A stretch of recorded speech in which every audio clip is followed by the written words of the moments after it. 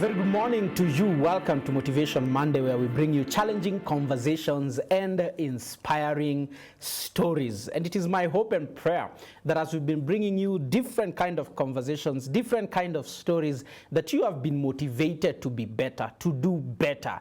And so I would love to hear from you. In what ways has Motivation Monday shaped some of the decisions that you have made, shaped some of, the life choices that you have made, perhaps transformed the trajectory of your life? Would love to hear from you. 20316 is our SMS line. 0786 316 316 is our WhatsApp line. Kindly do share with us. Today's conversation is on behavior formation, deformation, and reformation. Behavior formation, deformation, and reformation. One of the things that has become a reality in our time is that we are caught up in all manner of behavioral vices, whether that is drugs and substance abuse, whether that is pornography and masturbation, whether that is gambling and its related kind of vices. There just seems to be various behavioral vices that are bombarding us and coming our way. How can you and I actually be on top of things so that we are not formed by these things, so that we are not deformed by these things? And even if in the case that we found ourselves in that particular situation, then we can actually reform. Well, helping us with this conversation is Mr. Peter Kilele, and he will be telling us a bit more about himself, one that has given and taken upon himself the mandate to assist especially some young people through the whole process of reforming. And so let's get to this conversation. Welcome, sir. Asante sana. It's good to have you. Good to have you. Yeah, kindly just for the sake of our audience, introduce yourself to us, even as we continue with this conversation. Awesome. Thank you so much. My name is Peter Karanja. I come from Kilele Foundation. Oh, so Kilele is actually not your name. It's Peter Karanja. It's Peter Karanja. Okay. Kilele is just it's just a brand name. Okay. And so most people have come to know me as Kilele, but that is just a brand name. Yeah. Yes. Okay. So at Kilele Foundation, we basically deal with young people. And part of why I am here is because we are passionate about behavior change. And we've realized over time that our community is actually struggling with this hard conversation, as I have put it. And so we've taken it upon ourselves to just engage young people, especially on the area of drug abuse, and try and see how we can work together.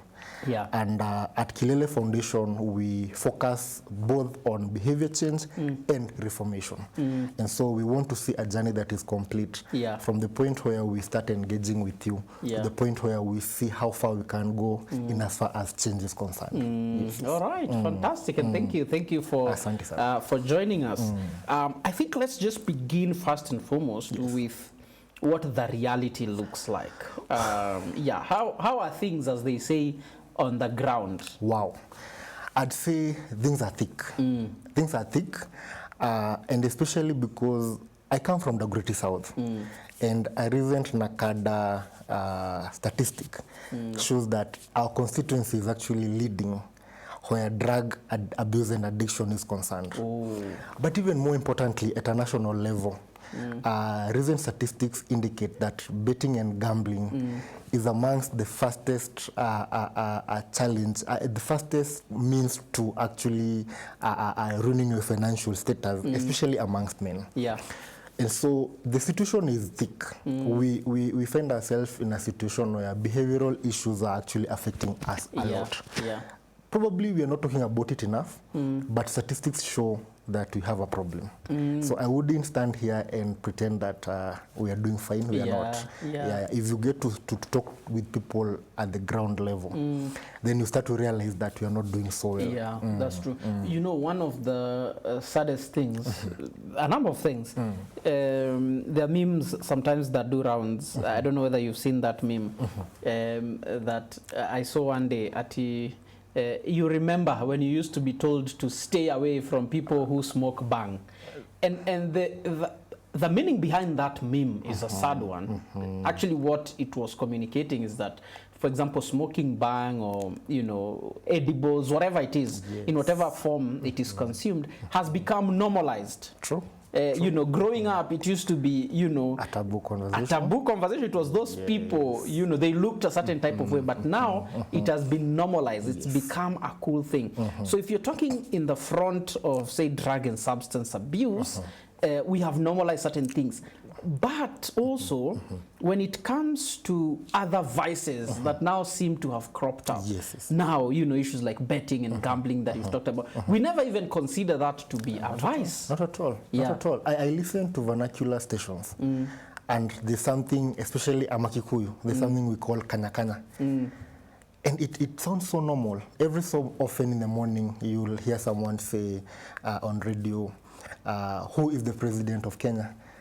Respond with A or B, and you stand to get to earn to win 100,000 bob. It looks so normal. Yeah. But in the essence of things, that is actually gambling and betting. And so you start out so innocently. Yeah. You send your 10 shillings. An SMS costs 10 shillings. And it does not seem like it is something much. But by the time you realize how deep you are into this whole conversation, you're actually addicted. Ah, that's true. And you're always thinking you will win. But that is the perception they've put around it. Yeah. That, of course, at the end of every program, they'll announce a winner. And they'll earn probably 100,000. But how many 10 shillings have been sent throughout that program? So it is a subtle way of selling a vice that you have, without even realizing it, actually adapted. Yeah. And now that is a norm.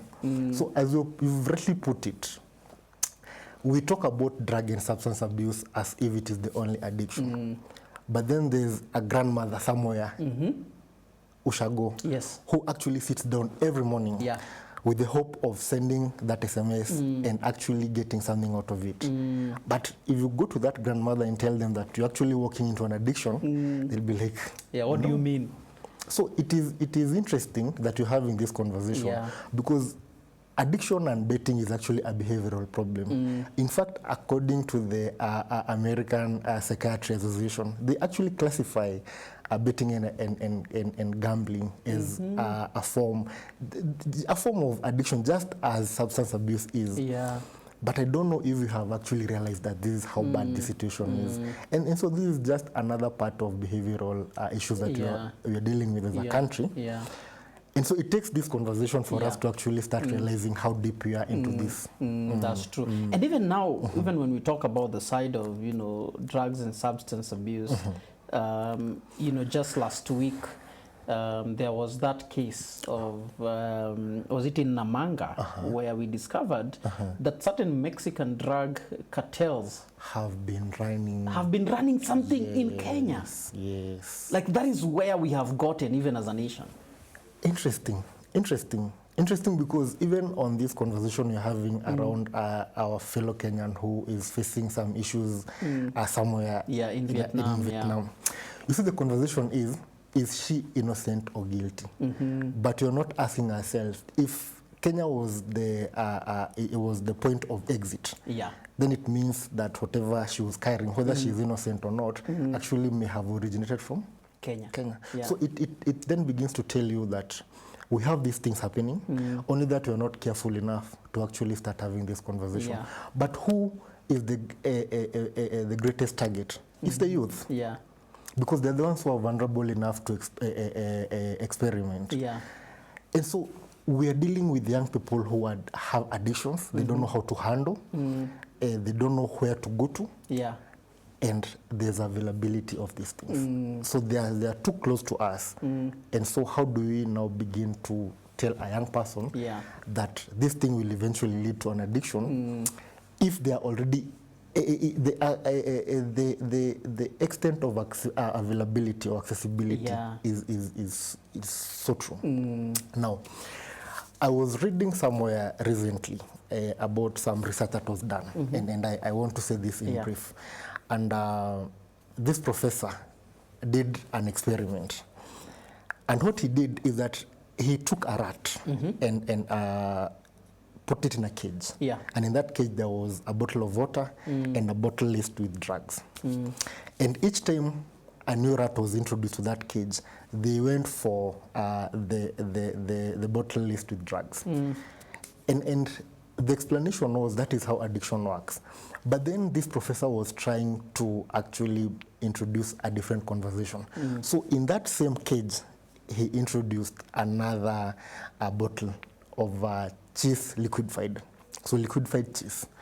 And each time a new rat was introduced into that cage, they didn't go for either of the two previous bottles. Yeah. They went for the third bottle. And so what this professor was trying to say is that drug addiction is not necessarily an addiction. It is bondage.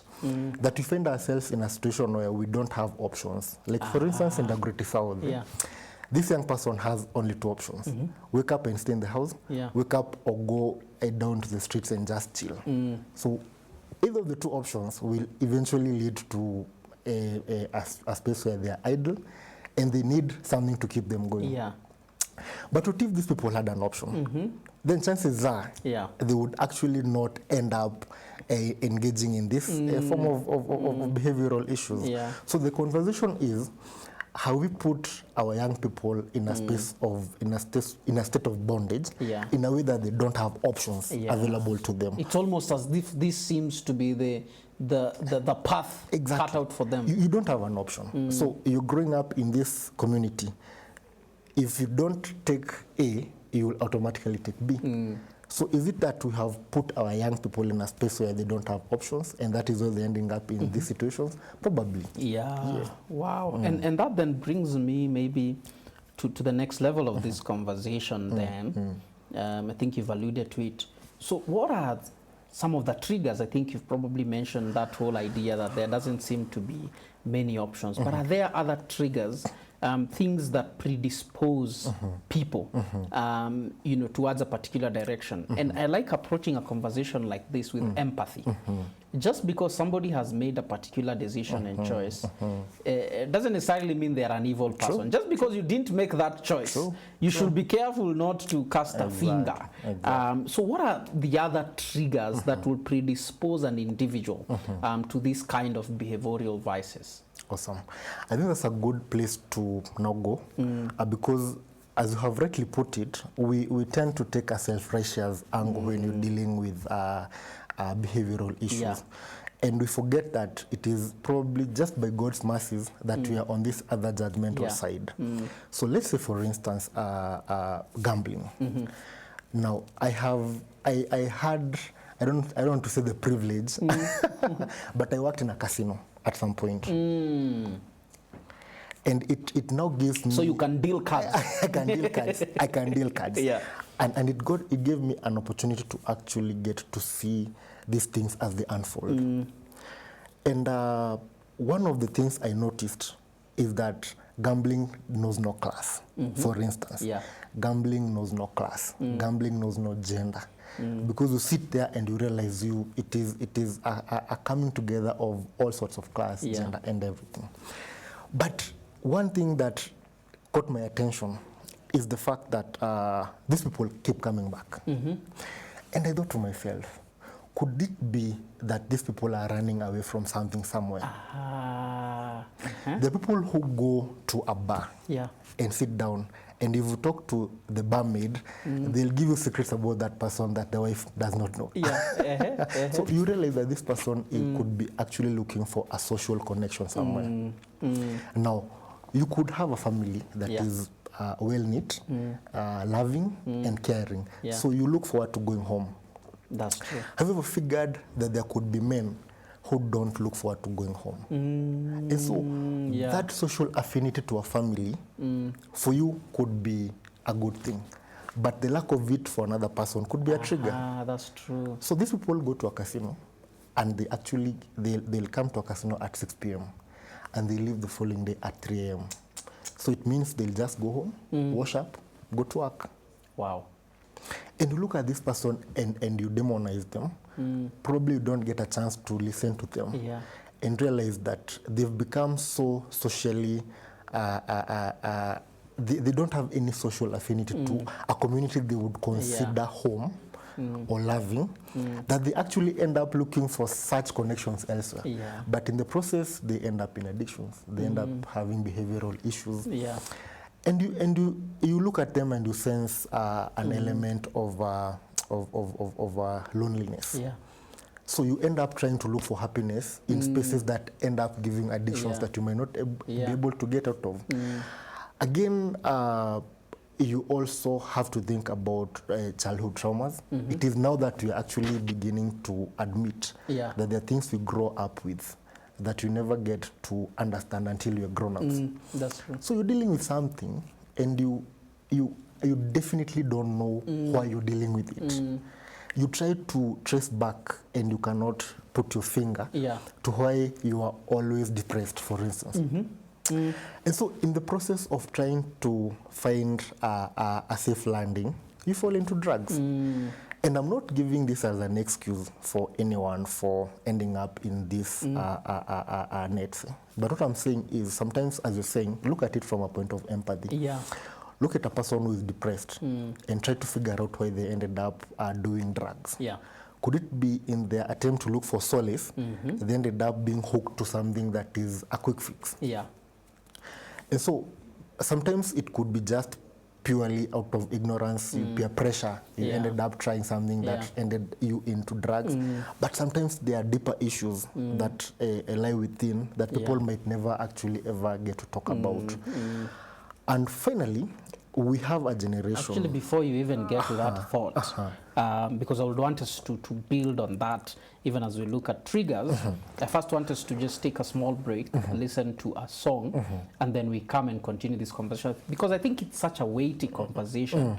And if we are not covering it holistically, then what happens is we do not even give solutions that end up being solutions. True. And so I like the direction that this is taking. Okay. But let us listen to a song, and then we come back and continue this conversation. Well, today we are talking about behavior, modification, deformation, rather behavior, formation, deformation, and reformation. That is the conversation we are having today, and I hope that you are learning quite a bit. Welcome back. This is Motivation Monday, where we bring you challenging conversations and inspiring stories. And today's conversation is a challenging one, because you and I, in one way or the other, are caught up in some behavioral issue.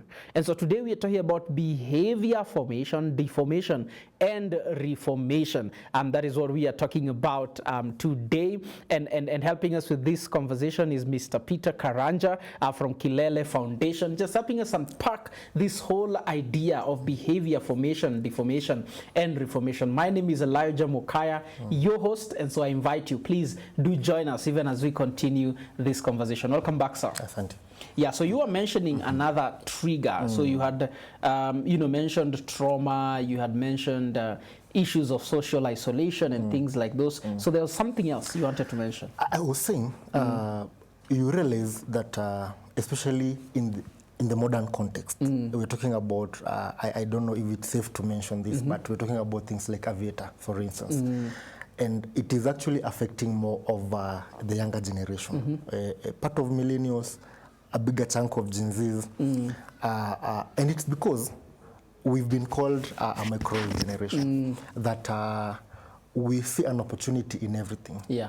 And so in betting, you figure you could make a mega jackpot in a second. And so I don't know if this is a good thing for us, because we inherently want to succeed. And it's a good thing. Yeah. Nobody wants to fail in life, especially having seen past generations. Yeah. We believe that we want to, we believe that we have the mind to make quick bucks. And so it is in the process of trying to make these quick bucks that we actually also end up in addictions. A friend of mine, and I'm saying this with utmost blessings from him, confided in me a while back, and he told me, my wife recently left. And I was like, wait, why?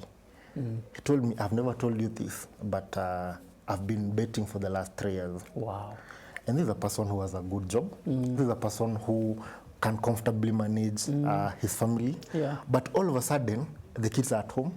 They don't have school fees. In fact, it got to a point where he's actually even begging for food. And he's working. Yeah. And so this guy tells me, there's a point where I took a loan because I wanted to offset a few loans here, a few debts I had here and there. But I ended up betting the whole amount. Oh no. So now you have bills from vendors here and there. Now you have a loan that you have taken and it's gone. Bet all of it. And so the wife at some point realizes there's a problem. But this guy is not confident enough to actually go ahead and say things are as is. So this guy is at home. He does not have a wife. The wife has left.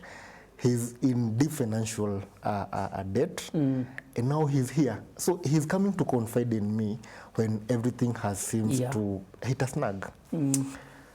So I am lost sometimes because you actually wonder, now where do we start? Because this guy tells you, even if you give me 100 right now, inaitangwa kupeperusha. I will peperusha that ndege immediately because it is his hope that he'll recoup that amount. But it's because inherently we have a desire to succeed. But we are channeling that desire in the wrong places. And so I know we are ambitious and it's good to be ambitious. But how then do we channel this ambition in ways that don't end up putting us in trouble? Especially for us who are young people. We try quick fixes, they put us in bigger messes. So a desire to succeed is a good thing, but it could also be a trigger towards addictions. So it is good to separate the two, so that you know, in as much as you're ambitious, then how do you control your ambitions in a way that you don't end up putting yourself in trouble, and also your family by extension. Wow. And it just begins innocently as just a desire to be ambitious. Completely. You do not want to struggle like your parents. And this seems like an opportunity. Sure. Ooh. Then maybe speak something and just briefly about process, because I think part of the biggest problem is that you've mentioned about our generation is we don't want the process. It's true. That usually there is a process into how one attains a certain level, but we want it now. It's true. It's interesting you mentioning this, and because someone actually said this to us in a way that made sense. And he said, when you see a CEO, you see the title. But you don't see the janitor, the assistant manager, the assistant to the assistant CEO. You don't see all those other small titles that came before the CEO. And so you don't realize that there are probably 20 years between what you can see and how it started. And so when I look at you, I only see a senior pastor. I don't take time to realize that there could be a time you are an usher. So I don't want to calculate the time it has taken you to get there. I just want to narrow it down to now. And so as a young person, and this also applies to me, there are times I will look at life and feel like if there was a shortcut, if there was a shorter path, I wouldn't mind. Whether it is legally so or not, I want to look at the end. I don't want to focus on the I don't want to look at the means. So the focus is always so much on how do I get to the end in the fastest way possible. And I was talking to another pastor who is older, and he said something profound. He said, you young people have a problem. Because already you're living in a time where indeed you can actually make legit money in seconds. People go into Forex and they make a lot of money. And so it is that mentality that you have taken to every sphere of life, whether it be marriage, whether it be career. You, for some reason, your minds have been reset to believe that you can actually click the ATM and get money. And so even with addictions, it is in that attempt to actually get that quick fix that you now start realizing you dip into issues that you should not have been in the first place. So process is very important because even now with Reformation, it becomes a process. The same way you started out with that innocent betting, you will still need to go through the same entire process to at least, even if you don't get back to where you are, to at least get to a point where you're better than you are you're now. safe. You're safe. And so it is a problem because we don't want the process of going there. And even when we get ourselves into trouble, we also don't want the process of getting back. So we are in a quagmire of some sort. Yeah. Because if you listen to many of the counselors who sit down with young people today, they'll tell you, as opposed to previous generations where it was easier for you to actually counsel someone out of an addiction, now you have to forcefully even take them to a facility. Wow. Even with a gambling, take the phone away, just put them in a space where they don't have any contact with the outside world, so that now you start reforming them. Yeah. And I know I'm preempting the reformation process, but it's just to show you how important process is, and how we often don't take process as importantly as it should be. Wow. Now, and we've mentioned some of these things, but all these behavioral changes and, you know, formations that come as a result of the behavioral vices that we engage in, they have natural effects and consequences. Sure. Unfortunately, when some of these things are so mainstream that it seems like it's okay, like the issue of gambling and betting, you know, it is so much in the mainstream media that it seems like it's an okay thing. Sure. But there are consequences and effects to this thing. What are some of those that come to your mind, and some that we've also actually just seen? And you mentioned, for example, the sad reality of somebody losing even a family. So as I mentioned earlier, I run Kilele Foundation. Yeah. And through Kilele, we do sports evangelism. Now, there's one specific case that has stuck in my mind. There was this young man who was picked from one of these tournaments. Yeah. And he had a chance to go play pro football. And we go through all the processes, and we have one process left, that is medical. And we go for this medical test, and this young man tests positive. And the scout says, no. Because already we can't import a problem to our country. Yeah. We don't want to take you and start dealing with how we are going to recover from a certain addiction. We want you to come as an asset, not a liability. And this young man today has gone mad. I go to my area of birth, and I see this young man and I feel bad. Because he knew that this was an opportunity for him to get out of poverty and also take the family out of poverty. Yeah. But just because of a mistake he did a few years ago and fell into this a den of drug addiction, he couldn't get a chance to go play pro football. And the way it's hard. It's hard. To get that this is a opportunity. scout who has told you, I'm taking you to an academy. We've gone through the documentation process. You only have one step left. Medical. You go, it turns positive.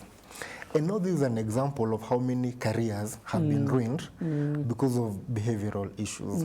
This is an example of how top tier managers have lost their careers because for some reason they could not be able to recover from a space where they got themselves to. So the effects are many and dire, many and dire. I just mentioned of that other friend who lost a family, and the wife was like, until you get to a point where I can trust you. You see, even in marriage, you talk about financial fidelity. People think that marriages only fall because of infidelity, where marital infidelity is concerned, but also with finances. There are mistakes you can make with your finances that your spouse may never forgive you for. That's true. And so you not only risk a career, you also risk family. You risk a marriage that you have worked on for many years. You risk a family that you have raised for so many years. But you also risk your health. Now, I don't know if you have noticed this, but now all of a sudden you have started taking mental issues seriously. You know, kitambo, it was just a matter of unapelekwa madhare. Because we categorized mental illnesses in one big basket. But now, a friend of mine recently joked at kitambo depression looked like ugonjwa ya wazungu. But now depression is actually becoming an issue. So health, not only from a mental space, a kind of conversation, but also now you have conversations around suicide. Oh. In recent statistics released by NACADA, and this one I'm talking about the Greater South, we also realized that one of the end results of drug addiction is also suicide. So this person gets to a point where they are so desperate, they just want to end it all. Yeah. But it's because inherently they have built this mindset that I cannot live without doing this. And so the only way to get out of it is suicide. And so their social, severed family ties, their economic, career issues, even business. If you're gambling today, and I can say this with confidence, if you're gambling today and you have a business that is stable, in another 2 years it won't be there. Because gambling takes more than it gives. Yeah. That's true. In a casino, we say the house never loses. So the house always wins. Yeah, the house always wins. So you win today. It's okay. It is actually a welcome note. But by the time you realize how much you have lost, you've lost that business. So it is economic, it is health, because now you discuss mental issues, but eventually you also now risk even losing your life. It is actually suicide. So I think the effects of behavioral issues are immense. We don't talk about them enough. And it's because also this conversation is kind of taboo. Before someone comes to you and tells you that I'm actually dealing with this issue, they've actually gone full cycle. That's true. They're almost at the end of it. So even when you're trying to help, it is almost too late. But it is never too late if the person is actually willing to go through the process of change. Again, process. So I think the effects are many, and they vary from one behavioral issue to another. But the bottom line is they almost often tend to affect your socio-economic, mental health, well-being. That one is a guarantee. One of the others that I think, even beyond the individual, even at a societal level, is just the whole sense of a lack of diligence. I don't know what your experience is, but it is so difficult to find reliable workmen, for example. You know, somebody that can just do, you have like a simple job, something simple that needs to be done. It's so difficult to find someone reliable. And today I wonder why in a society, and this is something that you have actually assessed, we have more Burundians, for instance, doing what we would consider menial jobs, yet our young people say they are not jobs. I frequent the Gureti market a lot, for instance, and I have noticed with concern that you have more nationals doing what our young people should be doing, but they no longer do. And it speaks to diligence, as you've rightly put it. When will this first person find time to actually do the kind of work you want them to do, if their main focus when they wake up in the morning is to unlock? So that is actually another thing that will not only affect us currently, but also in the future, because this is a generation that we expect to be the workforce for our country now and in the future. So diligence comes in automatically. You get into some addictions, you cannot be able to deliver as per expected. Even when gambling is concerned, you'll always find someone on the phone. And you wonder what this person does on the phone every so often. It's because they're actually trying to look for odds, because Arsenal will be playing Manchester in the evening. They're trying to assess and see what are the odds Manchester will win, and what time will this person be actually working.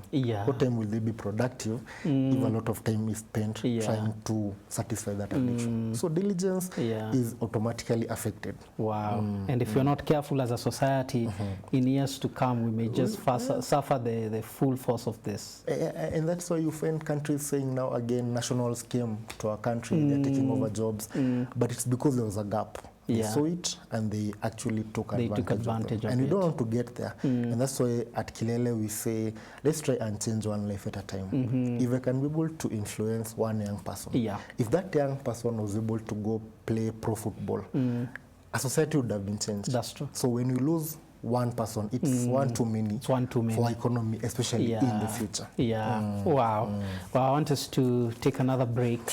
Listen to another song and come back and begin wrapping this up as we consider what are the ways then that we can reform through the various behavioral issues that we find ourselves in. Welcome back. This is Motivation Monday, where we bring you challenging conversations and inspiring stories. And today's conversation is a challenging one. We are talking about issues that are affecting all of us in one way or the other. We are talking about behavioral issues, and the conversation for today is on behavior formation, deformation, and reformation. And helping us with this conversation is Mr. Peter Karanja from Kilele Foundation. And he has just such depths of insight into this matter, and it is my prayer and hope that in whatever way you have been affected by various behavioral issues, that today you'll actually find hope and help as we even bring this conversation to a close. My name is Elijah Mokaya, your host, and so let's get right to it. Welcome back, sir. Asante. Wow. Now, this conversation is multifaceted, and, you know, one show would not be able to do it justice, and it is my prayer and hope that the little that we share will be able to help someone. Now, let's then talk about reformation. You know, we've touched on triggers, we've touched on consequences, the reality, but now somebody is there feeling, wow, that's me, that's me. What do I do? Because I am in too deep. Let's talk about reformation then. Wow.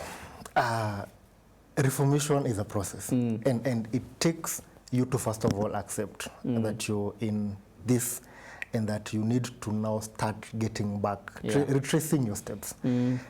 Interestingly, just as by the way, I had a conversation with an agent who takes young people to Dubai in Saudi Arabia, and he joked about it and said, you know, parents have actually found an interesting way of helping their kids recover. Nowadays, mtoto yukushinda, just take them to Dubai.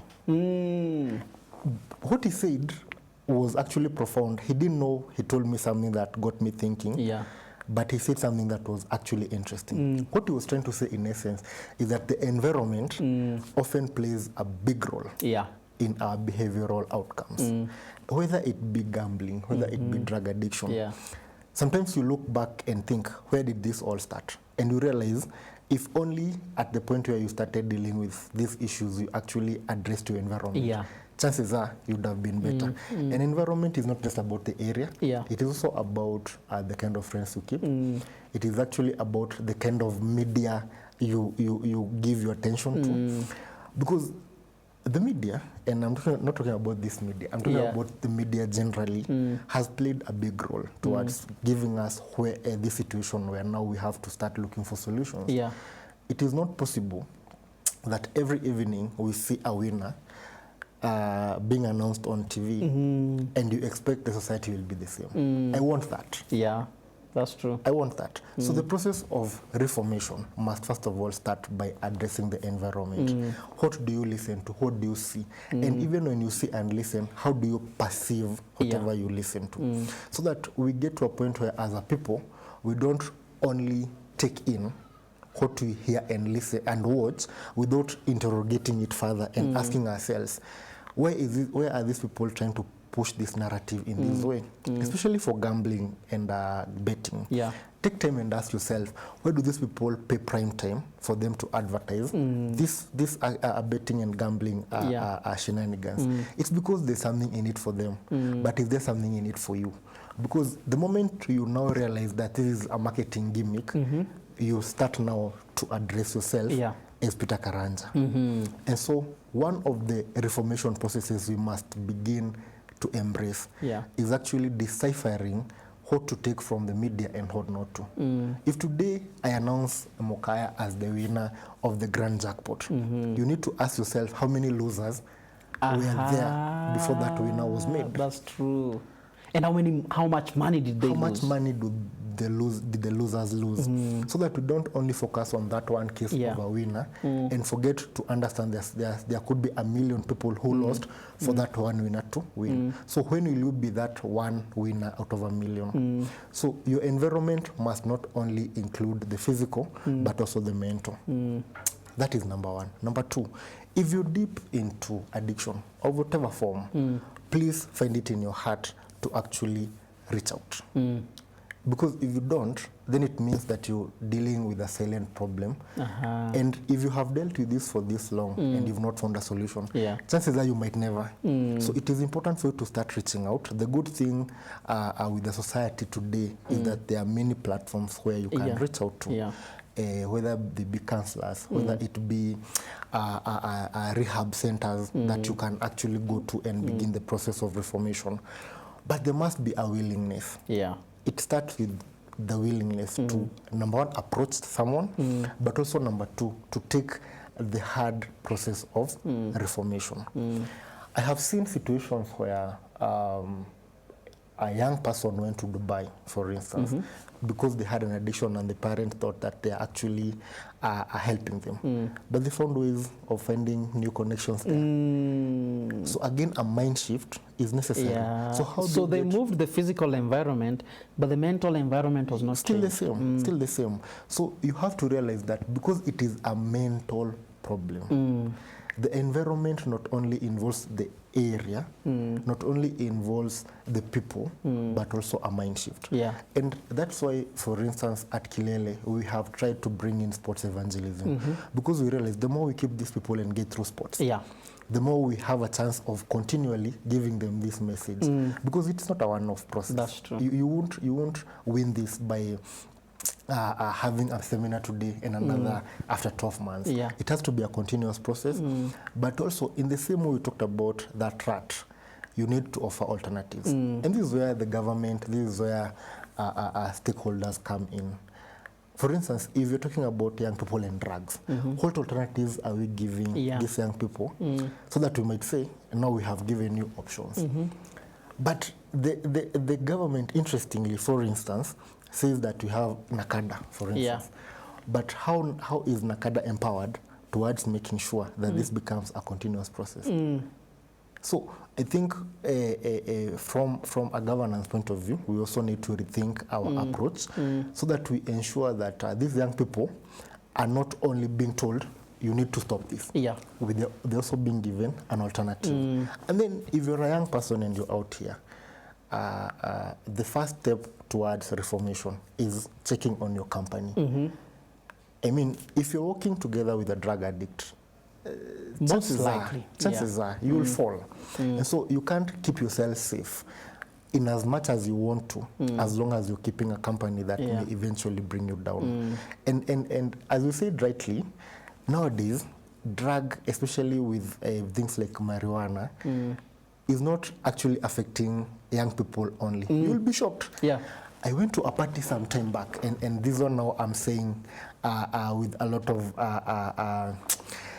I don't know how to say this, but I went to a party some time back, and there was a certain euphoria that didn't make sense. You don't see smoke, you don't see alcohol, but there's a certain kind of euphoria that is there, and you're like, this is not normal. And so it is way later that you realize that there were cakes that were being taken, that were, you know, with cookies, and they are very, very high-end people you would ordinarily respect in the society. And you realize if these people are not addicted already, chances are they are heading there. That's true. But they won't admit. And so the kind of company you keep sometimes also plays a big role. Today if I come tell you, hey, I won 1,000 shillings out of betting, and you're broke, the next probable conversation will be, how can I make 1,000 too? So company also plays a big role. But also, if you're going through reformation, I think God is your ultimate solution. Just seek God. Because we say you cannot serve two masters. You cannot serve an addiction and serve God. But the moment you in fact come and agree that you need to now start the process of change, it is important for you to walk according to the biblical scripture. You know, you have a renewal of your minds. You need to now start working with people who believe in change. Because that is the only way you can get to a point where, as a young person especially, you start now seeing the light. But even more importantly, and as I end, we also need to start looking at mental health as a conversation equally as important as physical health. it is not until recently that the society has started to look at mental health from, you know, if you're having depression, then it means now that you need medical attention. So we need to decriminalize mental issues so that if a person is struggling with behavioral issues, now they can be able to come to you and say, this is where I am at. Especially for men, it is okay not to be okay. So if you feel like you're falling deeper into a behavioral issue that could eventually affect your marriage, your family, your career, it is okay not to be okay. Please be willing to go reach out to a person who can sit down with you and help you through this journey. Because we need you, the society needs you. It does not make sense for you to die alone. So the process of reformation is not easy. I won't stand here and say it's easy. You have to be willing to sacrifice so many things along the way. Sacrifice your proximity to media, sacrifice some friends, sacrifice some circles, sacrifice some fantasies, but it's because, you know, ultimately it will save you and save your life. Wow. One of the things that I have heard and have found to be useful in helping people reformation is the whole idea of a healthy community. So that experiment you said, a variation of that experiment that was done was this professor you know, had a rat that is isolated and then had a rat that had other rats. And he discovered that with the rat that had other rats, they would not go to the cocaine-laced, you know, water. The idea that there were other rats around it seemed to act as a safeguard against, you know, the pool of drugs. And, you know, then he translated that to society where you can usually see where an individual who is isolated, who is alone, and does not have a meaningful, healthy community, because now, again, you know, you could have a community that pushes you that direction. Then that contributes. Could it be perhaps why, when you have some of the things you do at Kilele Foundation, like the football tournaments and things like that, could it be it is that alternative community that you are offering that then is able to take the individual away from that space? Absolutely, absolutely. And initially we didn't really understand that it actually works. So what we do during our tournaments is that during that community kind of event, we have counselors in between. And the feedback we get from these counselors is overwhelming. They give you a list of 10 people. They tell you, this young man came, told us they're dealing with ABCD, they don't want to go into rehab. And ordinarily, in isolation, this young man would never feel the confidence of actually approaching a clinic, for instance, and saying, I need to reform. So that is an interesting perspective, because it again begins to tell us that maybe we need to start thinking about ourselves, those who are not struggling with some of these things, as a safe space to give to these people who are dealing with it. Because normally it is easier for us to isolate them and say, this is us, and those are you. So you kind of create a barrier, and these people don't have anyone to go to. Now, interestingly, someone said, and this is where I don't want to now bring this conversation to actually understand why we are coming here. Someone said that every time he goes into a bar, right, there's always someone to light their cigarette, there's always someone to pour alcohol into their glass. And so they feel an element of warmth in there, that if they call someone from their circles within the bar, if he has a problem, they'll be there in minutes.